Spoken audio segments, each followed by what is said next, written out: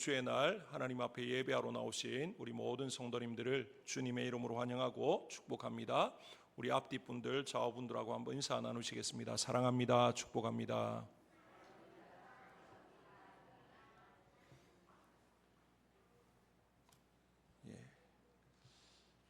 더위가 꺾이지를 않고 계속 되어집니다.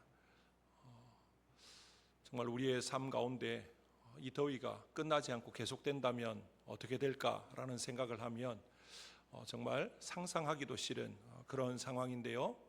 정말 이 모든 것들을 볼 때 또 시간이 지나면 또 언제 그랬냐는 듯이 더위를 잊고 춥다라고 말할 때가 또 오지 않겠습니까? 우리의 삶의 자리에 모든 어려움도 또 고통도 많은 시간들도 영원할 것 같지만 다 끝이 있다라는 거죠. 이 땅의 삶도 마찬가지입니다.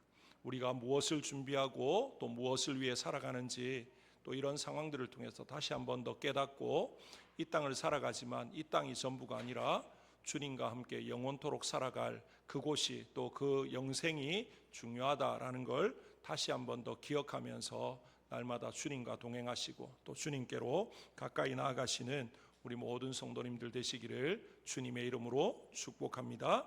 오늘 사도행전 말씀을 통해서 또 오늘뿐만 아니라 앞으로 새생명 축제까지 사도행전의 말씀을 통해서 함께 복음에 대해서, 교회에 대해서, 전도에 대해서 함께 살펴가면서 또 은혜를 나누고자 합니다. 오늘은 먼저 세상을 변화시키는 교회라는 제목으로 본문의 말씀을 함께 살펴보려고 합니다. 이 사도행전의 저자는 우리가 잘 아는 것처럼 누가입니다. 누가는 사도행전만 기록한 게 아니라 누가복음도 기록했습니다. 그래서 오늘 1절에 보면 데오빌로여 내가 먼저 쓴 글에는 무릇 예수께서 행하시며 가르치시기를 시작하신부터라고 이제 기록을 하고 있습니다. 누가가 먼저 쓴 글이 무엇입니까? 누가복음입니다. 그런데 여기 누가복음을 딱 두 단어로 요약을 합니다. 누가복음을 뭐라고 이야기합니까? 예수 그리스도의 가르치심과 행하심 이렇게 이야기합니다. 이 복음서 어떻게 보면 이 누가복음의 분량이 그렇게 짧은 분량이 아니죠. 꽤 되는 분량인데 그 분량을 단 두 단어 예수님의 가르치심과 행하심 이렇게 말을 하고 있습니다. 왜 이렇게 많은 말들이 있을 수 있는데 가르치심과 행하심으로 딱 요약을 하고 있느냐? 그 말은 이 복음서의 핵심이 예수님이 이 땅에서 무엇을 가르치셨고 무엇을 행하셨는가 이게 정말 중요하다라는 걸 우리에게 보여주고 있습니다. 그렇다면 우리 주님께서 이 땅에 오셔서 무엇을 가르치셨습니까? 하나님 나라의 복음을 가르치셨는데 오늘 말씀에서 우리가 아는 것도 있지만 이제 누가는 오늘 3절에 보면 이렇게 말합니다. 그가 고난받으신 후에 또한 그들에게 확실한 많은 증거로 친히 살아계심을 나타내사 40일 동안 그들에게 보이시며 하나님 나라의 일을 말씀하시니라. 다시 말하면 우리 주님께서 이 땅에서 가르치신 것 끝까지 또 제자들과 무리들에게 가르치셨던 것이 무엇이냐? 하나님 나라에 대해서 가르치셨다라고 하는 것을 말씀하고 있습니다. 정말로 주님께서 이 땅에 오셔서 이 세상 사람들에게 또 제자들에게 주님을 따르는 많은 무리에게 가르치시고자 했던 것은 세상의 어떤 지식이나 세상 정치가들이 말하는 그런 것들이 아니고요. 하나님 나라, 정말로 이제까지는 감추어졌던 그 비밀이라고 할 수 있는 그 하나님 나라에 대해서 이제 주님께서 친히 때로는 비유로 때로는 밝히 드러내시면서 말씀을 하셨다라는 것이죠. 다시 말하면 주님이 이 땅에 오신 이유는 하나님 나라를 선포하기 위해서, 하나님 나라를 우리에게 말씀하기 위해서 오셨다라는 것입니다. 우리가 살고 있는 이 세상은 어쩌다 보니까 또는 우연히 존재하는 것이 아닙니다. 세상의 과학자들은 지구의 시작을 또 온 우주의 시작을 알지 못하니까 뭐라고 이야기합니까? 어느 날 우연히 어떤 폭발로 인해서 생겨났다. 빅뱅 이론이니 여러 가지 이론들을 말합니다. 그 말이 무슨 말입니까? 모른다 이 말입니다. 자기들도. 그런데 성경은 뭐라고 이야기합니까? 태초에 하나님이 천지를 창조하셨다. 그렇게 말하고 있습니다. 시작이 분명히 있고 그것을 시작하신 이가 있다라고 성경은 우리에게 말씀하고 있습니다. 다시 말하면 이 세상은 온 우주 만물은 또 우리 인생은 어쩌다 보니까 우연히 그냥 존재하고 그냥 그렇게 살아가는 그런 것이 아니다라는 거죠. 온 우주 만물의 주인이 있고 주인이 그 목적에 따라서 온 우주 만물을 또 인생을 주도해 가신다. 그걸 지금 말씀하고 있습니다. 그래서 이 모든 것들을 이 땅을 살아가는 인생들에게 알게 하기 위해서 누가 오셨다는 겁니까? 우리 주 예수 그리스도가 오셨다. 그걸 지금 말하고 있습니다.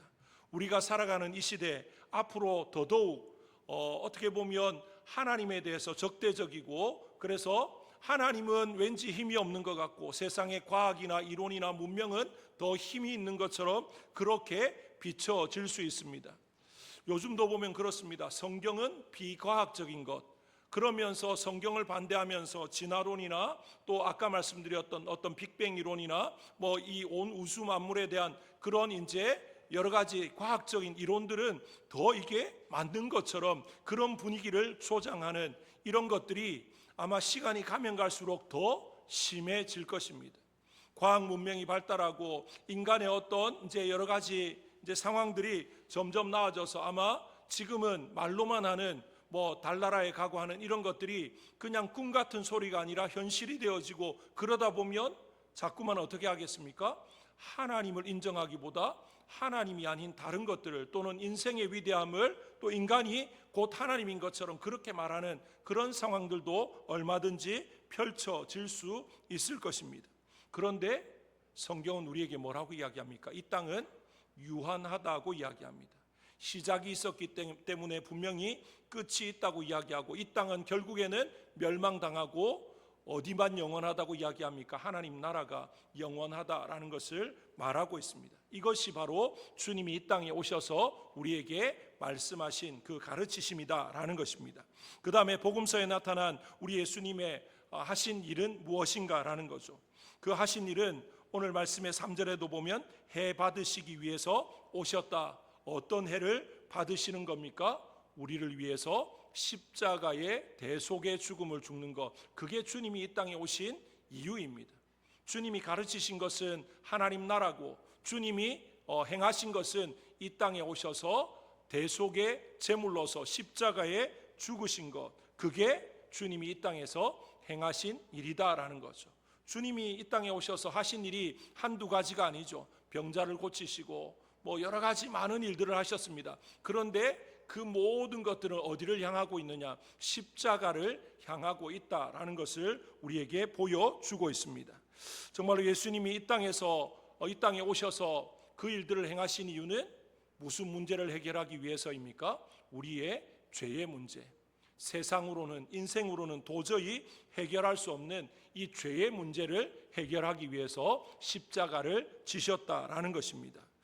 이 과학이 죄 문제를 해결할 수 없습니다. 정치가 죄의 문제를 해결할 수 없습니다.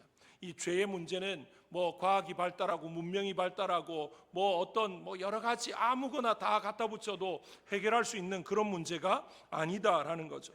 디모데후서 3장 2절 4절에 보시면 날로 세상은 어떻게 되어지는지 말하고 있는데, 갈수록 사람들은 어떻게 됩니까? 돈을 사랑하고 교만하고 회방하고 거역하고 감사치 않고 거룩하지 않고 무정하고 원통함을 풀지 않는, 쉽게 이야기하면 점점 더 악해진다라고 이야기합니다. 그런 악해져가는, 왜 사람이 악해질 수밖에 없습니까? 하나님을 떠난 인생은 죄인이기 때문에 이 죄인에게서 나올 수 있는 것은 악밖에 없는 것입니다. 죄인에게 선을 기대할 수 없는 것입니다. 세상은 누구를 죄인이라고 이야기합니까? 죄를 지은 사람을 죄인이라고 이야기합니다. 그런데 우리는 죄를 지었기 때문에 죄인이 아니고요, 우리는 죄인이기 때문에 죄를 지을 수밖에 없다, 죄밖에 지을 것이 없다, 성경은 우리에게 그렇게 말하고 있습니다. 이런 세상, 이런 죄악의 문제를 누구도 해결할 수 없는데 그 해결할 수 있는 유일한 분이 누굽니까? 하나님밖에 없습니다. 그래서 하나님이 어떤 계획을 세우십니까? 독생자 예수 그리스도를 이 땅에 인간의 몸을 입고 오게 하셔서 성육신하게 하셔서 우리 죄인 대신에, 죄 없으신 그분이 십자가에 죽으시는 것, 이제 이것이 하나님이 선택하신 방법이었다라는 것이고, 그게 우리 주님이 이 땅에 오셔서 행하신 일이다라는 것입니다. 정말로 우리 주님이 이 땅에 오셔서 행하셨던 것을 마가복음에서 단 한마디로 이렇게 표현합니다. 마가복음 10장 45절에 인자에 온 것은 섬김을 받으려 함이 아니라 도리어 섬기려 하고 자기 목숨을 많은 사람의 대속물로 주려 함이라, 그렇게 말하고 있습니다. 주님이 이 땅에 오신 이유는 다른 어떤 것들 많이 이런저런 말들을 할 수 있겠지만 단 한 가지, 자기 생명을 대속의 제물로 내어놓기 위해서 오셨다라는 것입니다. 정말 하나님께서는 이 세상에 주인이 있고 이 세상의 구원의 방법이 단 하나밖에 없다라는 것, 그래서 우리 주님이 이 땅에 오셔서 뭐라고 이야기하십니까? 내가 곧 길이요 진리요 생명이니 나로 말미암지 않고는 아버지께로 올 자가 없다, 그렇게 말씀하십니다. 그런데 이 모든 것이 진리인 것을 우리 주님을 또 하나님께서 어떤 사건을 통해서 증명해 보이셨느냐? 주님의 십자가의 죽으심 이후에 사흘 만에 부활하시는 이 부활 사건을 통해서 이 말이 진리고 또 하나님께서 하신 이 모든 방법이 진짜이다라는 것을 증명해 보이셨습니다. 만약에 주님의 부활이 없었다면 주님이 이때까지 했던 말도 다 힘이 없는 거죠. 거짓입니다. 하나님을 믿으라고 할 이유가 없는 것이죠. 그래서 사도 바울은 뭐라고 이야기합니까? 부활이 없으면 우리가 세상 사람들 가운데 가장 불쌍한 사람이다, 그렇게 말하지 않습니까? 부활이 있기 때문에 주님의 말이 진실이고 또 하나님의 말씀이 진리이고 우리가 하나님을 믿고 의지해야 된다라는 것입니다. 세상에 기독교 말고도 수많은 종교가 있지 않습니까? 우리나라에만 봐도 불교도 있고 여러 가지 종교들이 있습니다. 그 종교는 비슷비슷한 것들이 참 많습니다. 각 종교마다 기도를 하기도 하고요, 사랑을 말하기도 하고 선행을 말하기도 하고 온갖 것들을 말하면서 모방도 하고 다 합니다. 그런데 세상의 다른 종교들이, 다른 것들은 기독교를 다 모방할 수 있어도 단 한 가지 모방할 수 없는 것이 무엇이냐? 바로 부활은 모방할 수 없다라는 것이죠. 왜 그렇습니까? 부활은 하나님이신 예수님 말고는 할 수 있는 것이 아니기 때문에 그렇습니다. 우리의 인간의 생사화복뿐만 아니라 모든 것들의 주인 되시고 모든 것들을 하실 수 있는 그 하나님만이 이 부활의 능력도 소유하고 계신 것이지, 피조물인 우리에게는 부활의 능력이 없기 때문에 다른 모든 종교가, 다른 것들은 기독교를 또 우리 성도들을, 교회를 모방하고 흉내낼 수 있을지 모르지만 부활만큼은 흉내낼 수 없다라는 것입니다. 그래서 예수님의 부활하심을 통해서 또 예수님은 완벽한 몸을 가지시고 또 제자들에게 40일 동안 수많은 증거를 보여주셨습니다. 그걸 통해서 뭘 증명하셨습니까? 예수님의 가르치신 또 예수님이 행하신 모든 것들이 뭐라는 겁니까? 진짜다, 진리다라고 하는 것을 이제 보여주신 것이죠. 예수님의 이 메시지에서 이 세상을 변화시키는 길은 과학으로 또는 문명으로, 어떤 힘으로, 정치가로, 선행으로 되는 것이 아니라 누가 하신다는 겁니까? 예수 그리스도가, 온 우주 만물의 주인 되시고 만왕의 왕이신 주님께서 친히 하신다라는 것을 보여주고 있습니다. 정말로 우리 스스로에게 한번 묻고 답했으면 좋겠습니다. 이 세상을 변화시킬 수 있는 분은 누굽니까? 예수 그리스도밖에 없습니다.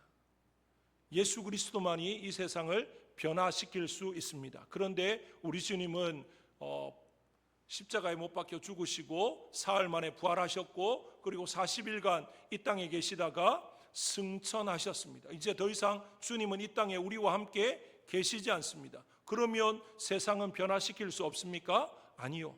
주님이 누구를 보내셨습니까? 보혜사 성령을 보내셨습니다. 그 성령을 왜 보내셨습니까? 주님이 하셨던 모든 말씀을, 모든 것들을 기억나게 하셔서 주님이 하셨던 것들을 그 성령께서 우리와 함께 뭐하게 하시려고? 동일하게 하게 하시려고. 다시 말하면 이제는 세상을, 예수 그리스도를 믿는 주의 몸된 교회 성도들이 이제 세상을 변화시키는 존재로 세워져야 된다. 또 그렇게 세우셨다. 그걸 지금 말씀하고 있는 것이죠. 오늘 우리가 잘 아는 말씀 한 절이 있지 않습니까? 사도행전 1장 8절입니다. 우리 같이 한번 읽어보겠습니다. 사도행전 1장 8절입니다. 시작. 오직 성령이 너희에게 임하시면 너희가 권능을 받고 예루살렘과 온 유대와 사마리아와 땅끝까지 이르러 내 증인이 되리라 하시니라. 아멘.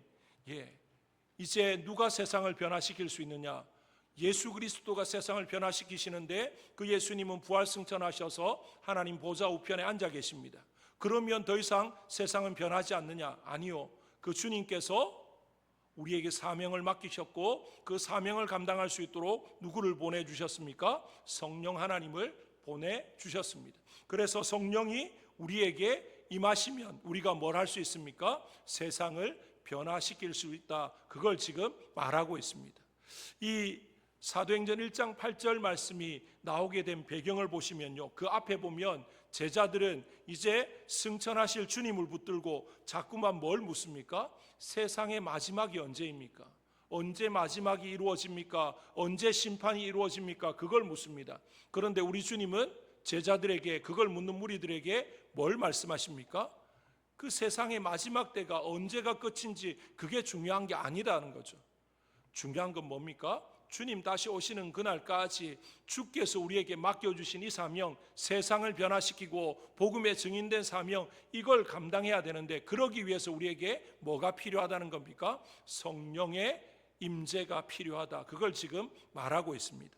그래서 8절에 오직 너희에게 이렇게 말하지만 이제 문맥상 원어상에 보면 오직이 아니라 그러나라고 바꾸어서 이제 7절에 이르시되 때와 시기는 아버지께서 자기의 권한에 두셨으니 너희가 알 바 아니요 그러나 성령이 너희에게 임하시면, 이제 이렇게 이어가는 게 훨씬 자연스럽다라는 거죠.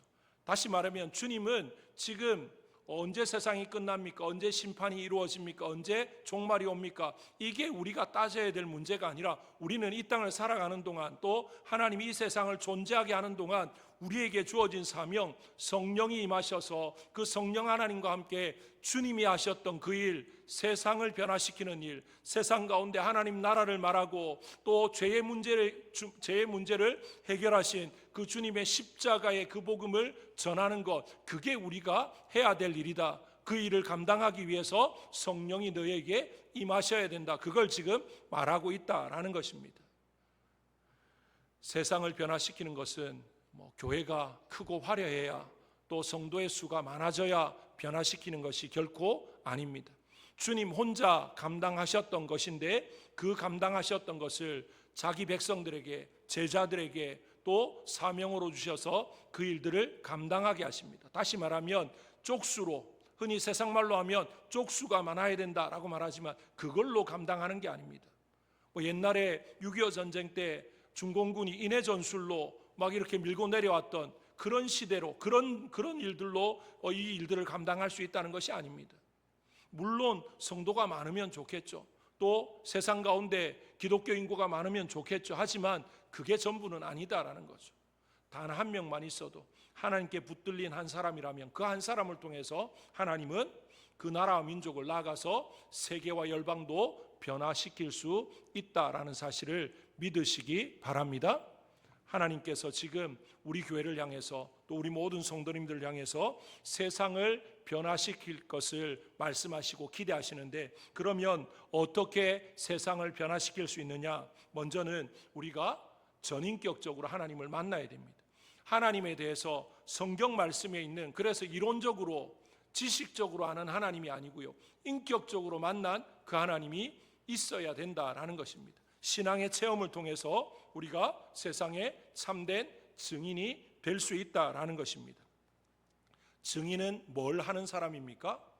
내가 보고 들은 걸 말하는 겁니다. 내 느낌을 말하는 게 아니고요, 재판에서 증인의 기본적인 건 뭡니까? 내가 본 게 있든지 들은 게 있든지, 그래서 그걸 그대로 말하는 게 증인이지 않습니까? 우리는 세상을 향해서 내 느낌을 말하는 존재가 아닙니다. 성경을 통해서, 그리고 내 삶을 통해서 경험한 그 하나님을 내가 내 입술로, 내 삶으로 드러내는 것, 그게 증인이다라는 것입니다. 어떻게 보면요, 오늘 우리가 살아가는 시대, 우리 모든 성도님들의 상황을 보면 옛날보다 굉장히 지식적으로 풍성해지고 더 깊어졌다라고 말할 수 있습니다. 그런데 우리 신앙의 어떤 모습들은, 신앙의 체험이나 또 신앙의 어떤 힘들은 예전보다 점점 더 약해지고 있다, 그런 생각을 가지게 됩니다. 우리 앞선 세대의, 우리 부모님 세대, 그 앞선 세대를 보면요, 지식적으로 보면 지금보다 조금 못할 수도 있지 않습니까? 왜냐하면 우리나라의 어떤 전체적인 분위기가 지금과 다르지 않습니다. 불과 한 3, 40년 전만 해도요, 우리나라의 분위기는 어떻습니까? 여자는 그렇게 공부를 많이 해야 돼. 그래서 여성들을 그렇게 공부하는 거에 이렇게 많이 집에서 밀어주지 않았습니다. 그래서 간신히 초등학교 정도 졸업하는, 잘하면 중학교 아니면 고등학교만 나와도 굉장히 많이 공부한 것 같은 이제 그런 분위기들이 있지 않았습니까? 그러다 보니까 교회의 주축을 이루는 여자 성도들의 어떤 지식 수준은 지금과 비교하면 굉장히 좀 아래라고 말할 수 있죠. 그런데 놀라운 것은요, 그 시대의 교회의 영향력, 교회의 능력, 세상 가운데 교회의 어떤 위상 이런 것들을 생각해 보면 지금과 굉장히 많이 다릅니다. 교회가 세상에 빛되고 소금되어지는 그런 부분들을 참 많이 감당하지 않았습니까? 그런데 반대로 지금 교회 안에 성도들의 어떤 지적 수준이나 이런 것들은요, 30년, 40년, 50년 전에 비하면 굉장히 많이 수준이 높아졌습니다. 그런데 왜 세상에 교회가 손가락질을 당하고 세상에 어떻게 보면 성경에 말하는 것처럼 맛을 잃은 소금처럼 길에 버려져서 밟혀지고 그런 이제 분위기들이 왜 되어집니까?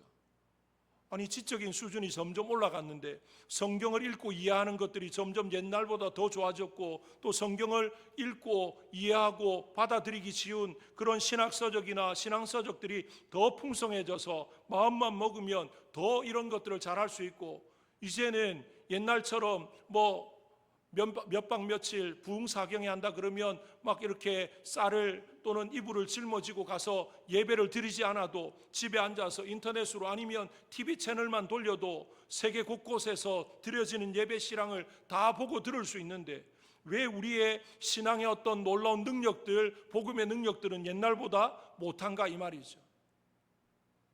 지식적인 부분이 작아서 그런 것이 절대 아니다라는 거죠. 무엇입니까? 인격적으로 하나님을 만나고 체험적인 신앙이 그만큼 없다라고 말할 수밖에 없는 거죠. 우리 앞선 세대 부모님들 보십시오. 어떻게 보면요, 조금 정말 죄송한 말씀이지만 좀 무식하게 믿었는지 모르겠습니다. 그래서 앞선 세대에 흔히 하시는 말로 자꾸 따지지 말고 덮어두고 그냥 믿어, 성경이 그렇다면 그런 줄 알고 믿어, 그렇게 말씀들을 참 많이 하셨습니다. 뭘 그래 따지고 있냐 그렇게 이야기합니다. 그런데 그분들의 신앙은 너무 순수했습니다. 하나님이 그렇다 그러면 그냥 그런 줄 알았습니다. 그리고 그렇게 살아가다 보니까 뭘 경험합니까? 하나님의 역사를 경험합니다. 그런데 우리는요, 따질 거 다 따지고 이해가 안 되면 또 묻고 또 막 이렇게 하고 하는데 뭐가 없습니까?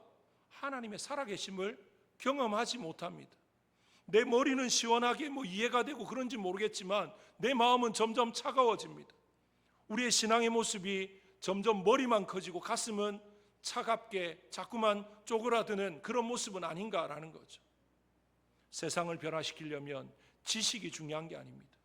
하나님의 말씀에 순종함으로 하나님의 살아계심을, 하나님의 능력을 경험하는 그런 체험적인 신앙이 우리에게 있어야 된다라는 것이죠.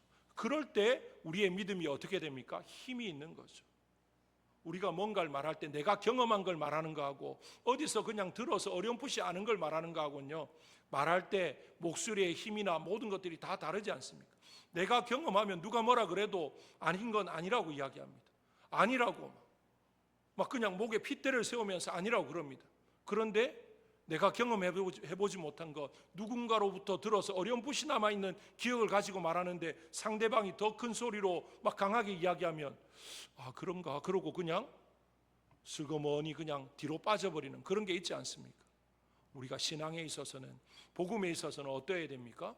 풍성한 경험을 통해서 정말로 제대로 된 그런 하나님을 인격적으로 경험하고, 그래서 누가 뭐라 그래도 내 목에 칼이 들어와도 하나님은 살아계시고 또 복음의 능력만이 우리를 구원할 수 있다는 것을 말할 수 있는 저와 여러분이 될 때, 그런 우리 교회가 될 때, 우리 교회를 통해서, 우리 성도님들을 통해서 하나님은 세상을 변화시킬 줄로 믿습니다.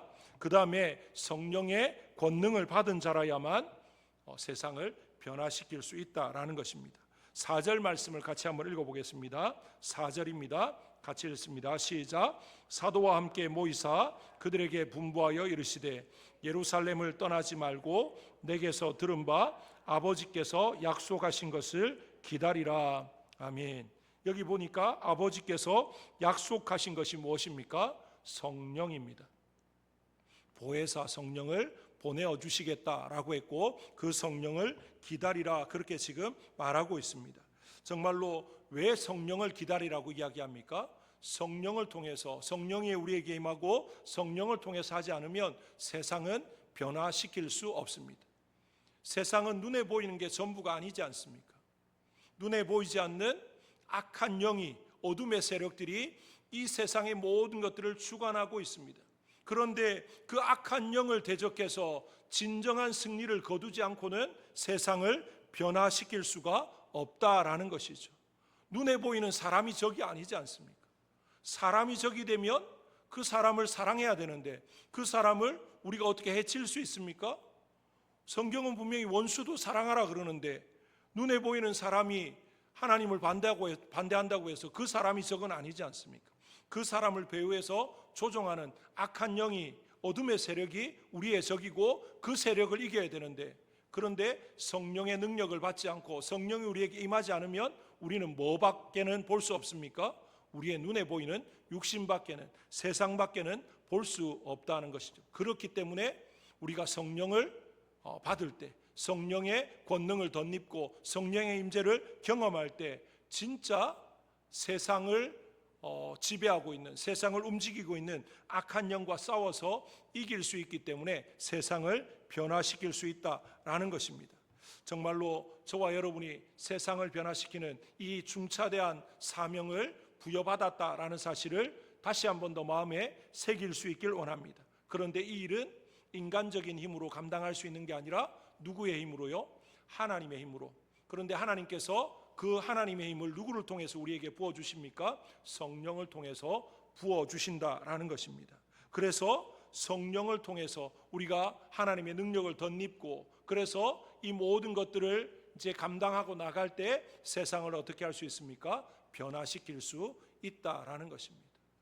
이제 이걸 잘못 생각하면 오해하게 되어지면 이제 참 부끄러운 일이지만 기독교 역사에 보면 십자군 전쟁이라는 게 있지 않습니까? 힘으로 세상의 힘과 권력으로 세상을 이제 바꾸어 보려고 그래서 십자군 전쟁이 뭡니까? 그냥 겉으로 볼 때는 이게 복음을 위해서 믿지 않는 그 나라들을 우리가 점령해서 복음화시켜야 된다. 그렇지만 방법이 어떻게 됩니까? 성령의 방법이 아니라 인간적인 방법으로 그러다 보니까 그냥 무참히 복음을 받아들이지 않으면 다 죽여버리고 다 짓밟아버리고 그렇게 되어지는 거죠. 그러니까 어떻게 됩니까? 세상 사람들 특별히 저 중동 지역에 그 십자군 전쟁으로 그냥 무참히 짓밟히고 그렇게 막 죽어갔던 그런 역사를 경험했던 저 중동 지역의 수많은 이슬람들은 십자군 전쟁만 생각하면 기독교에 대해서 복음에 대해서 예수에 대해서 어떻게 생각합니까? 치를 떠는 겁니다. 성령의 능력으로 성령의 권능을 힘입고 변화시켜야 될 일을 성령의 권능은 빼버리고 그냥 인간적인 힘으로 세상적인 힘으로 군사적인 힘으로 정치적인 힘으로 하려고 하니까 성공할 수가 없었던 거죠. 두고 오고 오는 세상 가운데 계속해서 복음에 대해서 적대적이게 만들어버린 그 사건이 십자군 전쟁이다라는 거죠. 하나님이 원하시는 방법은 무력으로 정치력으로 어떤 힘으로 변화시키는 것이 아닙니다. 만약에 그렇게 하려고 했다면 주님께서 십자가에 죽으실 이유가 있습니까? 당장이라도 주님이 그 잡히시던 날 밤에 베드로가 칼을 뽑아서 말고의 길을 떨어뜨렸을 때 주님이 뭐라고 이야기하십니까? 지금이라도 내가 아버지께 요구해서 12군단 더 되는 그런 천군 천사 하늘의 군대를 동원해서 이 사람들 다 물리칠 수 없을 것 같으냐? 우리 주님이 말씀하시지 않습니까? 하시려고 하면 얼마든지 하실 수 있습니다. 그런데 그런 방법으로 해서 세상이 변화되는 건 아니다라는 거죠. 어떻게 보면 정말 힘없고 실패하고 나약한 모습일지 모르겠습니다. 십자가에 죽으시는 것 누가 좋아합니까? 주님을 따르던 모든 사람들이 실망하고 좌절해서 주님을 떠나서 뿔뿔이 흩어지고 마는 그런 결과를 맞이했는데, 그런 방법을 통해서 하나님은 뭘 하시기 원하셨습니까? 세상을 변화시키기 원하셨다라는 거죠. 그 방법이 하나님의 방법입니다. 어떻게 보면 인간적으로 이해되지 않습니다. 인간적으로 실패하는 방법 같고 정말 이것은 패배자의 모습같이 보여질 수 있습니다. 하지만 이 방법을 통해서 우리에게 성령이 임하게 되어지고, 그 성령이 임하게 되어지면 어떻게 됩니까? 세상이 변화되어지는 그런 놀라운 역사가 있게 된다라는 것이죠. 그래서 우리에게 하나님께서 또 오늘 말씀을 통해서 뭘 말씀하십니까? 이제 구체적인 어떤 증인된 삶을 살아갈 때 세상을 변화시킬 수 있다라는 거죠. 사도행전 1장 8절에 오직 성령이 너희에게 임하시면 너희가 권능을 받고 예루살렘과 온 유대와 사마리아와 땅끝까지 이르러 내 증인이 되리라, 그렇게 말씀하십니다. 지금 우리 주님께서 하시는 말씀은 뭐냐면요, 우리의 삶의 현장에서 주님의 증인이 되어질 때, 성령의 능력을 덧입어서 증인이 되어질 때 어떻게 할 수 있다는 겁니까? 그 세상을 변화시킬 수 있다라는 거죠. 그 세상의 범위가 어디입니까? 내가 지금 있는 이곳에서부터 땅끝까지 전체를 말하는 겁니다. 내가 있는 이곳을 부정해서도 안 되고요, 땅끝까지를 부정해서도 안 됩니다. 이 모든 것은 동시에 우리가 다 인정하면서 나아가야 될 부분이다라는 것을 말합니다. 그러니까 가장 중요한 것은 일단 어디에서부터 시작하는 겁니까? 말씀해 보면 예루살렘과라고 시작합니다. 한번 생각해 보십시오. 예수 그리스도 복음을 전하기 가장 어렵고 힘든 그 당시에 그곳이 어디겠습니까? 예루살렘입니다. 왜 예루살렘입니까? 거기에서 누가 죽었습니까? 예수님이 십자가에 못 박혀 죽었습니다. 예수님이 십자가에 못 박혀 죽는 것을 많은 사람들이 눈으로 보았는데, 그곳에서 예수님의 부활을 말하고 예수님만이 길이요 진리요 생명인 것을 말하고 하나님 나라를 말한다는 것 결코 쉬운 일이 아닙니다. 그런데 성령이 우리에게 임하시면 그 일을 할 수 있다는 거죠. 거기에서부터 시작해서 점점 확장해 나가는 것입니다. 여기에서 말하는 것은요, 완벽하게 이루고 또 확장하고 또 이루고 확장하고 그걸 말하는 게 아닙니다. 시작은 여기에서부터 하지만 동시다발적으로 땅 끝까지 이 모든 것들을 이루어 가야 된다라는 것을 말하고 있습니다. 그래서 우리 교회가 뭐 하고 있습니까? 이 땅에 있는 우리 시찰이나 우리 노회나 또 주변에 있는 교회를 섬기고 돕는 일도 하지만 세계에 또 교회를 세워야 될 것, 또 파송되어진 선교사님들의 어떤 필요를 채우는 것, 그것도 우리가 동시에 하고 있는 것이죠. 이제 이게 하나님의 명령이기 때문에 또 이 일들을 통해서 우리가 세상을 변화시킬 수 있기에 그렇게 하고 있다라는 것입니다. 정말로 세상을 변화시키는 것은 내가 아니라 하나님이고, 하나님의 능력을 덧입을 때 좀 더 구체적으로 이야기하면 하나님이 보내신 성령의 임재를 경험하고 성령의 권능을 우리가 덧입을 때 가능하다는 것. 그러기 위해서 우리가 날마다 말씀을 통해서 체험적으로 인격적으로가 하나님을 경험하고 누리고 또 체험하는 그런 신앙이 되어져야 되고, 그리고 지식적으로가 아니라 정말로 하나님을 누가 뭐라 그래도 놓지 않는 그런 부분들이 있어야 된다라는 것입니다. 그러면서 하나님께서 보내주신 성령의 그 모든 권능으로 이 모든 것들을 행해 나갈 때 세상은 우리를 통해서 변화시키는 그 하나님의 놀라운 역사를 경험하게 되고 결국에는 하나님 앞에 무릎 꿇게 될 줄로 믿습니다. 이 모든 일에 우리 교회가, 우리 모든 성도님들이 쓰임받고, 그래서 세상을 변화시키는데 앞서서 먼저 이 대동 땅을, 이 김해 땅을 변화시켜 나가는 우리 교회가, 우리 모든 성도님들이 되실 수 있기를 주님의 이름으로 축복합니다. 우리 시간